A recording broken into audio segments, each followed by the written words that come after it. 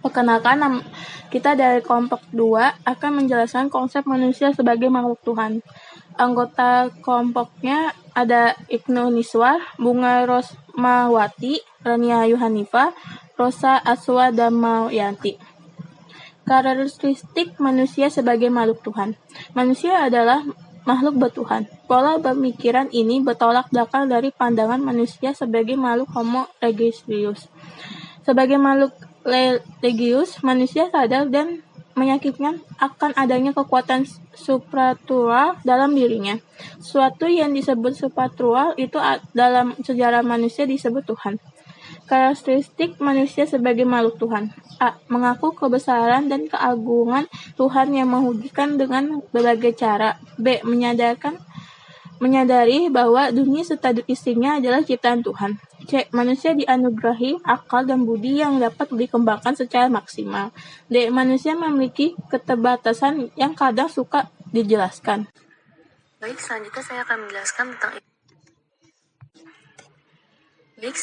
akan menjelaskan tentang implikasi kebertuhanan terhadap sikap dan sosial, yaitu agama dalam kehidupan individu. Agama dalam kehidupan individu berfungsi sebagai suatu sistem nilai yang menurut norma-norma tertentu. Secara umum, norma-norma tersebut menjadi karangan acuan dalam bersikap dan bertingkah laku agar sejalan dengan keyakinan agama yang dianutnya. Sebagai sistem nilai agama memiliki arti yang khusus dalam kehidupan individu secara dipertahankan sebagai bentuk ciri khas, dapat disaksikan dan bahkan dilihat dalam pengalaman kehidupan nyata bahwa betapa besar perbedaan antara orang beriman yang hidup menjalankan agamanya dengan orang yang tidak beragama atau acuh tak acuh kepada agamanya. Pada raut wajah orang yang hidup dengan berpegang teguh dengan keyakinan agama terlihat tenteram pada batinnya. Sikap selalu tenang, mereka tidak merasa gelisah atau cemas. Kelakuan dan perbuatannya tidak ada yang akan menyengsarakan atau menyusahkan orang lain. Lain halnya dengan orang yang hidupnya terlepas dari ikatan agama. Mereka biasanya mudah terganggu oleh kegoncangan dan suasana galau yang senantiasa menghiasi pikiran dan perasaan. Lalu ada fungsi agama dalam kehidupan masyarakat. Fungsi agama adalah sebagai motivasi dan etos masyarakat. Dalam konteks ini, maka agama memberi pengaruh dalam menyatukan masyarakat. Sebaliknya, agama juga dapat menjadi pemecah. Jika solidaritas dan konsensus melemah dan mengendur, kondisi seperti ini akan terlihat dalam masyarakat yang majemuk dan heterogen. Karena sikap fanatisme kelompok tertentu dalam masyarakat majemuk dan heterogen, maka akan memberikan pengaruh dalam menjaga solidaritas dan konsensus bersama. Tujuan yang diakui oleh para anggota berbagai kelompok keagamaan itu berkaitan dengan kehidupan dunia lain, masuk surga dan terhindar dari neraka, meringankan beban arwah di tempat penyucian dosa, dan memperoleh jaminan untuk berpindah ke tingkat kehidupan yang lebih tinggi. Meskipun demikian, para penganut agama lainnya mungkin mengatakan bahwa tujuan mereka adalah mengharmoniskan jiwa mereka dengan alam semesta, mengagungkan Tuhan dan melaksanakan kehendaknya secara lebih sempurna. Nah, selanjutnya ada implikasi kebertuhanan dalam membangun pribadi manusia. Yang pertama, kepribadian personality adalah suatu istilah yang mengacu pada gambaran-gambaran sosial tertentu yang diterima oleh individu dan kelompoknya atau masyarakatnya. Kemudian individu tersebut diharapkan bertingkah laku berdasarkan atau sesuai dengan gambaran sosial peran yang diterimanya itu. Yang kedua ada kepribadian. Dapat dibentuk dengan usaha yang kita dapat mengusahakan kepribadian yang kita harapkan sebagai seorang muslim. Kita mengharapkan memiliki kepribadian muslim yang sejalan dengan tujuan ajaran Islam. Kepribadian muslim adalah kepribadian yang benar-benar mengamalkan seluruh ajaran Islam. Sehingga ketika orang melihatnya, maka spontanitas yang terlihat adalah agama Islam. Ketika orang melakukan interaksi dengannya, maka semakin bertambah keimanan dan penerimaan terhadap Islam. Faktor-faktor yang mempengaruhi kepribadian muslim, pembentukan kepribadian muslim memiliki proses yang panjang. Tidak sekali jadi. Dalam hal ini ada 3 faktor pembentukan kepribadian muslim, yaitu yang pertama ada faktor genetik atau hereditaritas. Faktor genetik adalah faktor yang berupa bawaan sejak lahir dan merupakan pengaruh keturunan dari salah satu sifat yang dimiliki salah satu dari kedua orang tuanya. Oleh karena itu, sering kita mendengar istilah buah jatuh tidak akan jatuh dari pohonnya. Misalnya sifat mudah marah yang dimiliki seorang ayah bukan tidak mungkin akan menurun pada anaknya. Yang kedua ada faktor pengasuhan. Sejak awal, Freud menekankan faktor pengasuhan sebagai faktor yang sangat terpengaruh kepada pembentukan kepribadian anak. Alport dan Chettle juga mengakui faktor orang tua dalam pembentukan kepribadian. Lalu yang ketiga ada faktor lingkungan. Dalam pandangan Adler, perbedaan lingkungan rumah dan memberikan pengaruh kepada perbedaan kepribadian. Lingkungan keluarga, teman, sekolah, dan masyarakat tempat seorang anak tumbuh dan berkembang akan sangat berpengaruh terhadap kepribadian seorang anak. Interpretasi kebutuhanan antroposentris.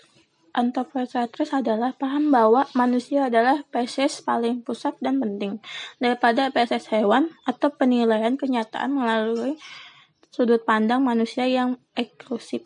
Dilihat dari sejarahnya, kelahiran filsafat antroposentrisme berawal dari filsafat pelepasan manusia dari lingkungan Tuhan.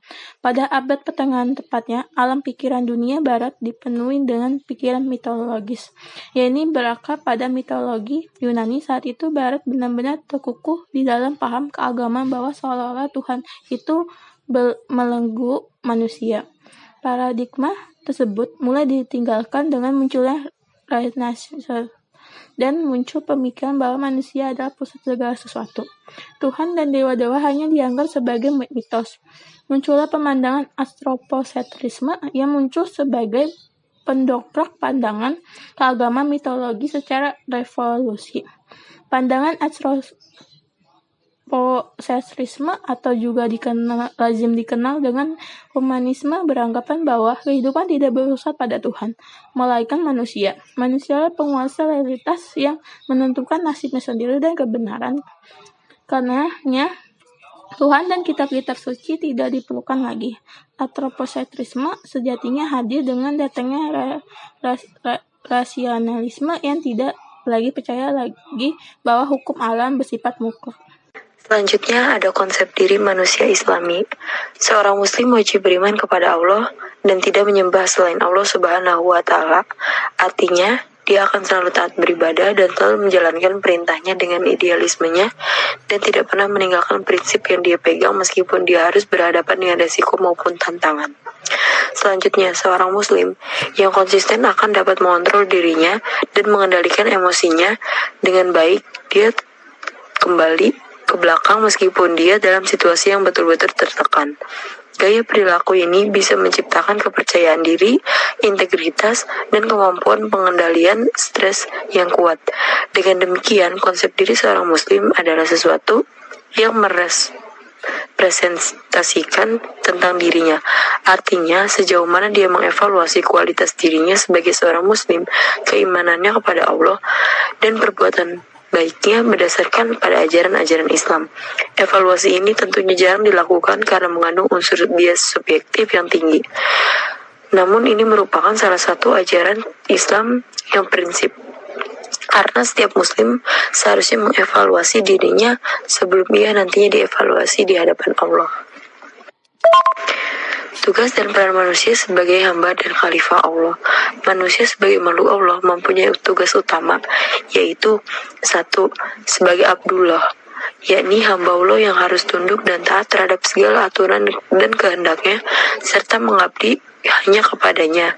Dan manusia saksi Allah. Sebelum lahir ke dunia ini, manusia bersaksi kepada Allah bahwa hanya dialah Tuhannya.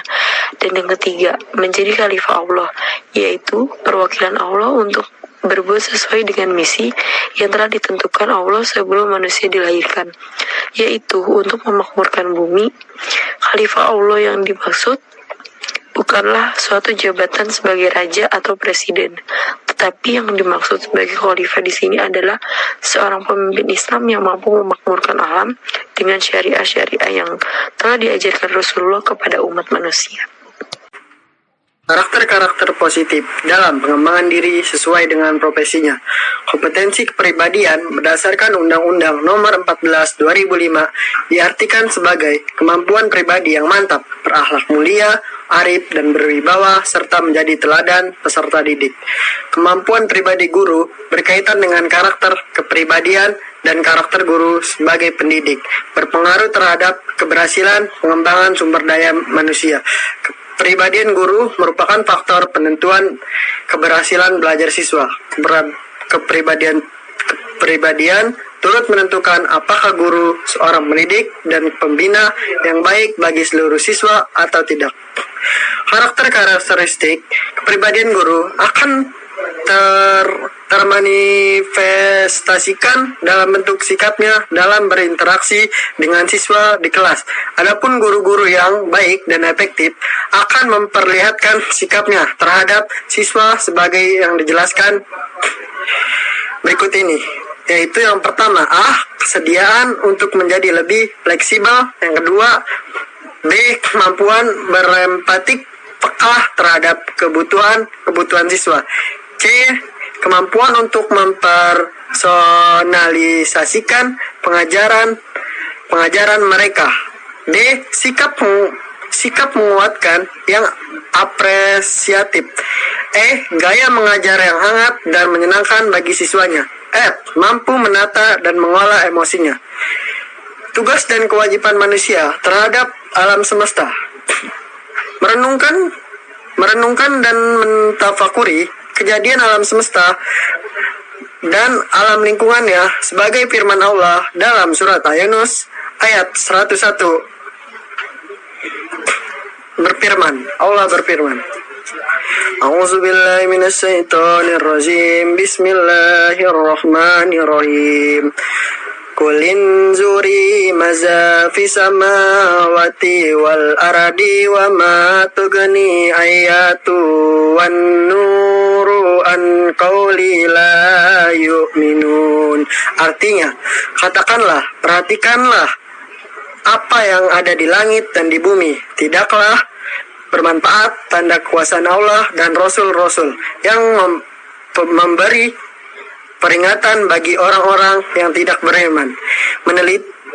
Meneliti dan mengkaji rahasia-rahasia kejadian alam, asal-usul kejadian itu, tujuan kejadiannya dan akhir kejadiannya sebagai firman Allah dalam surat Al-Imran ayat 190 sampai 191. Allah berfirman, A'udzubillahi minasyaitonirrajim. Bismillahirrahmanirrahim.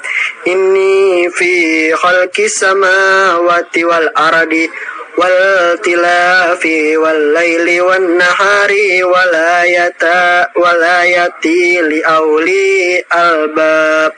Artinya, sesungguhnya dalam penciptaan langit dan bumi dan selisih penggantinya malam dan siang terdapat tanda-tanda bagi mereka orang-orang yang berakal. Dan surat Al-Imran ayat 191. Sekian materi dari kelompok kami. Kurang lebih mohon maaf. Wallahu muwaffiq ila aqwamit thoriq. Wassalamualaikum warahmatullahi wabarakatuh.